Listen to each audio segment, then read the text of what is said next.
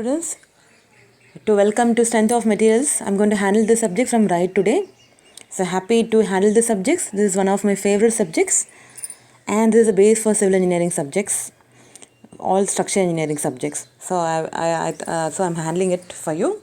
So today we'll start the second unit. First unit was finished from Abhi Selvaraj sir. The second unit, lecture 11.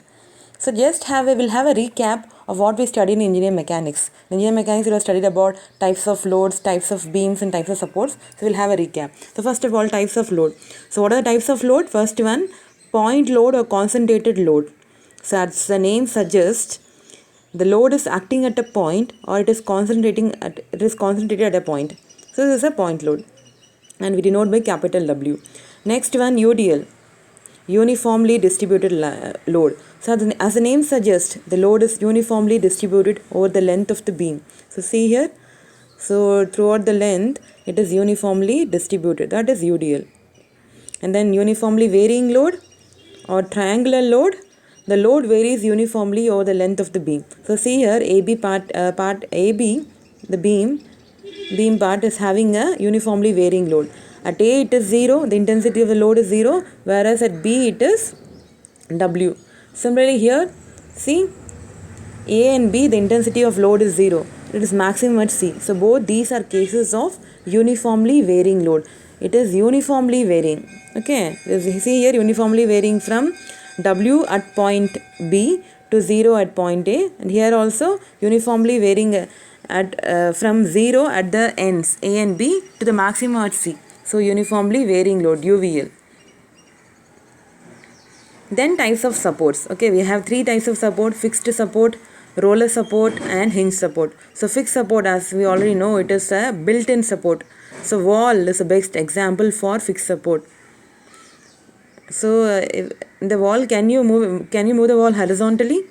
No. Can you move it vertically? No. Or can you rotate it? No.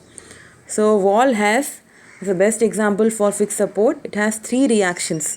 So it already has a restraint, prevention to horizontal movement, vertical movement, and moment. So these are the reactions. So reactions are nothing but the restraints or prevention. So it already has a restraint to or prevention to vertical movement, horizontal movement, and moment. So you can't move it horizontally, vertically, or in the through an angle, rotation. Okay, so what is the possible movement? What is the possible movement? 0.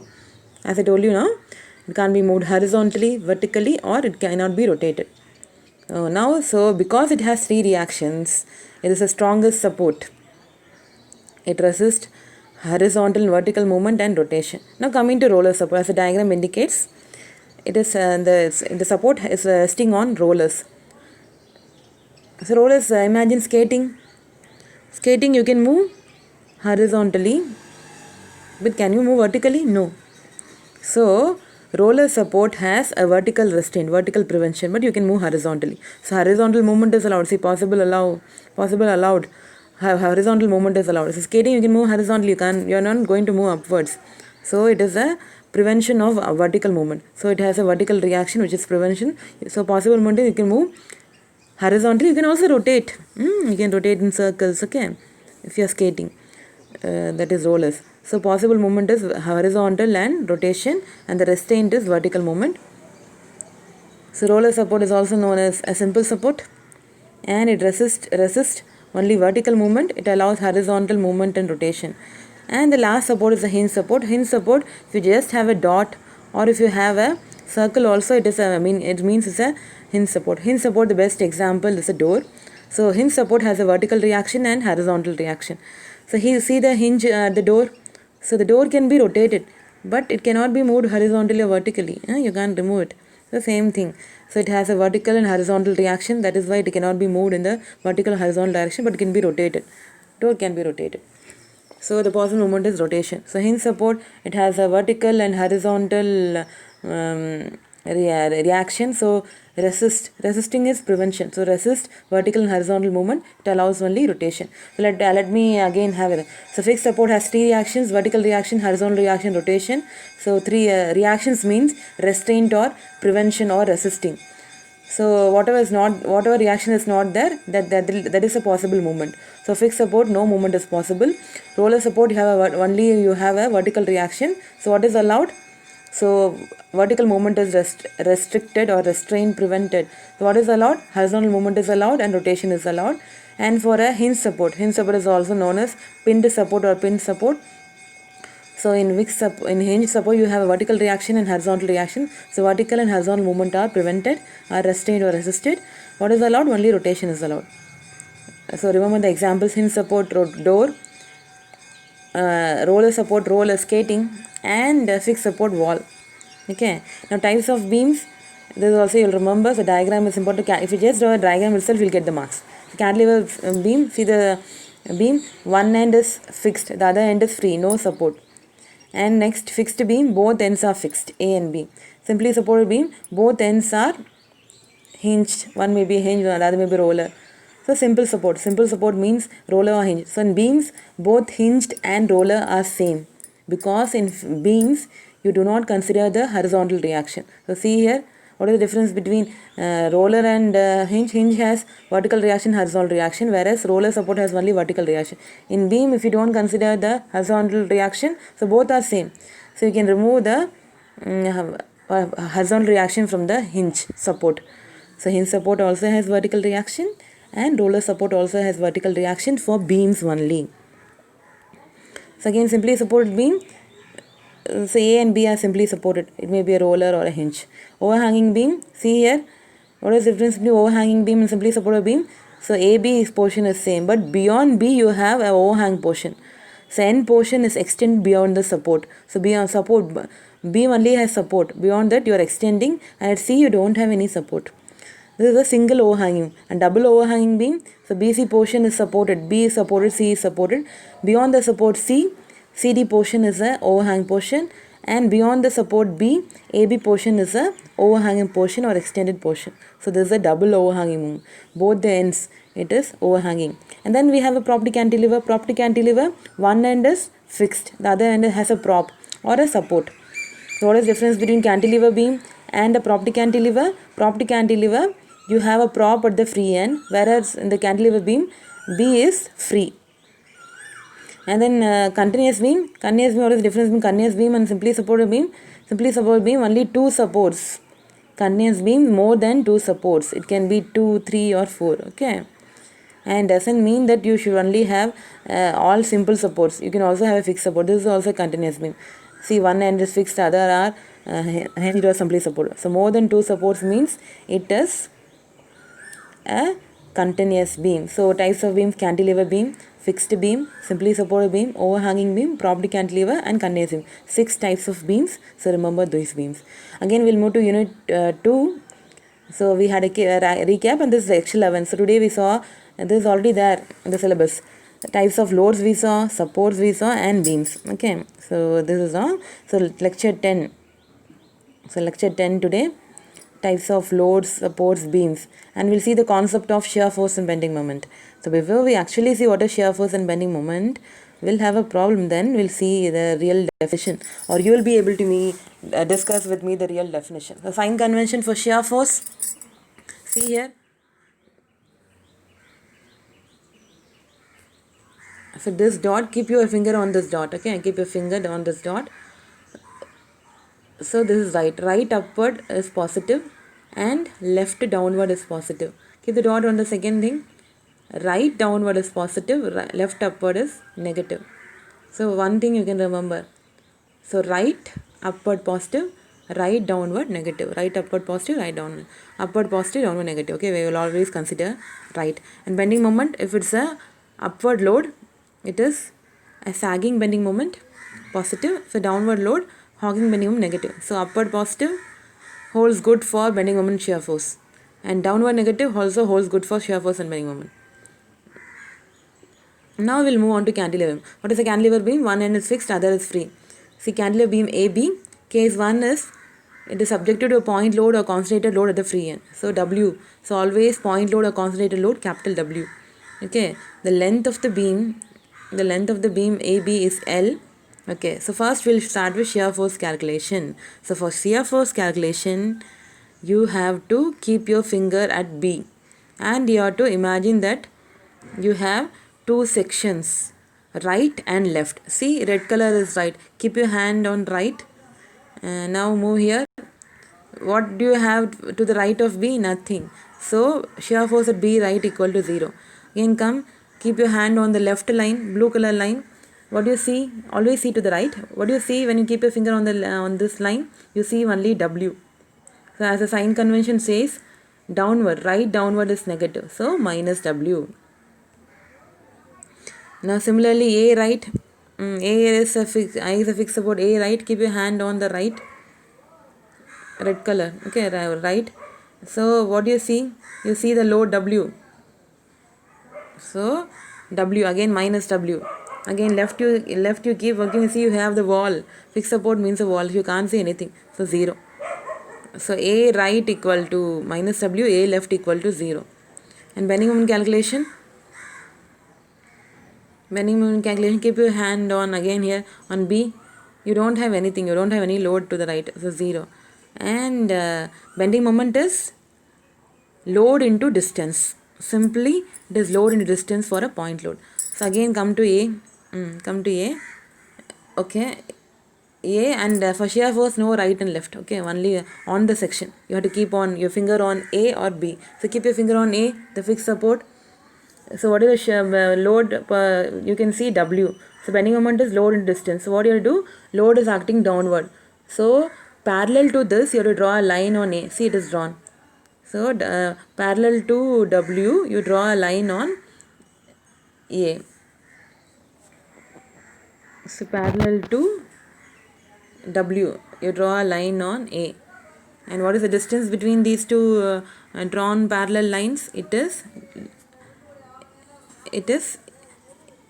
L. So what is the bending moment? W into L. First you have to draw a parallel line to W, the point of application of W at A, because A only we are going to calculate the bending moment. So what is the distance between these two lines? Perpendicular distance between the lines? L. So W into L is a bending moment at A. So MB equal to 0, MA equal to minus W into L. Again the sign convention says only upward is positive. So W is the downward load. So downward load. So minus W into L. That's all. So now we'll draw the force diagram. See, B right 0. So this is the baseline. See, I have drawn. This is a baseline. So above it is positive, below it is downward. So at B right it was 0, B left it was W. So B right 0, B left minus W. So minus W will have here. And then we can till A it was only W. And at A right it's again W, A left 0. So this is the shear force diagram, SFT. Now coming to bending moment diagram, again at B, so shear, I told you bending moment only one value, not right and left. At B it is 0. And at A it was minus W into L. So W into L. So again it is 0. So this is the bending moment diagram, negative sign. So both are negative. So bending moment sign. Okay. So is it simple? Okay. Now case 2 is cantilever with UDL throughout. See the UDL? So UDL you can represent both the ways. Okay. So again we'll start from B. B right. Do you see any load? No, 0. B left. See here. So this was B right. No load to the right, so 0. Now B left. So this is right. And see left also no load. Why no load? Because it is only imaginary. See here, it is the distance between right and left section is 0 meters. Okay, no distance, only imaginary. So at right it is 0, left also it is 0 only. UDL no distance. Okay, there is a UDL should have some distance, so 0. Okay, see, so B right 0, B left also 0, And now we'll come to A right. See A right. So you have to draw two sections. So this is A.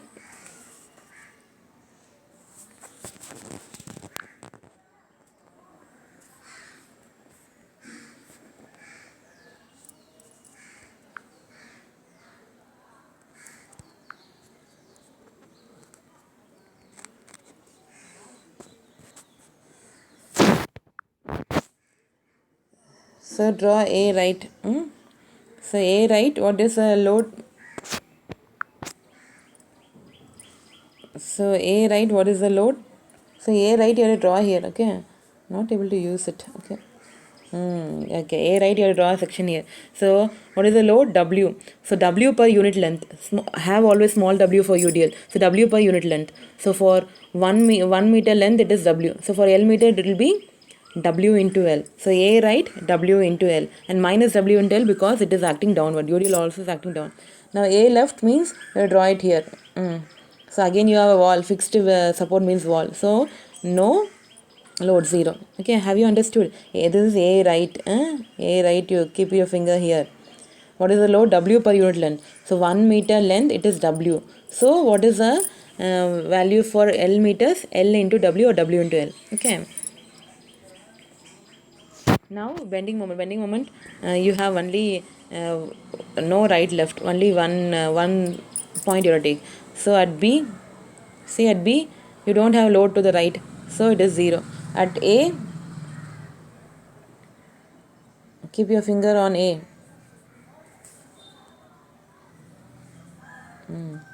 Again there's a problem. Keep your finger on A. A, what can you see? You can see the entire UDL. So UDL is W into L is a total UDL. And where it is acting? See here, all UDL will always act at the center, even though it is acting on the entire length. It is acting on the entire length. Entire length. UDL is acting on the entire length. Okay, but the load intensity will act at the center. So center means what? L by 2. Total is L, so L by 2. So see here, W into L is the total load. For 1 meter it is W. So for L meter is W into L. Into L, why we are multiplying by L by 2? Because the load is acting at the center. So distance from A. MA means you have to take the distance from A only. So from A, the distance is L by 2. Okay, the distance is L by 2. A. The distance is L by 2. Okay, load is acting in the center. So from A it is L by 2. Okay. So what is the load now? Minus W into L into L by. Again why W? Because downward means W, negative only for shear force and bending moment. So minus W L squared by 12. Hope you understand. Otherwise rewind it. Again we'll draw the shear force diagram. Again this is a baseline. Baseline always positive. Baseline, sorry. So baseline, this is a baseline. So above that is positive, below that is negative. So see here, so B right 0, B left also 0. But A left, A right is minus W into L. So minus WL below the line only and 0. And bending moment diagram, C B0, whereas A WL squared by 12. So that is what your mark. But here you have to remember this is a curved line. So you have a UDL, you have a curved line. And last case, we'll have a straight line if it is a point load. So point load W, straight line, UDL curved line. Okay. Hope you understand. Just go through the video again and again. If you have any doubts, you ask me. And tomorrow all of you are coming to the college, so we'll have a better understanding. So tomorrow you all have to tell me what is shear force and bending moment and what is the use of studying shear force and bending moment in civil engineering. So just go browse and tell me the answer. Okay, thank you, Pa. This is the end of lecture 11.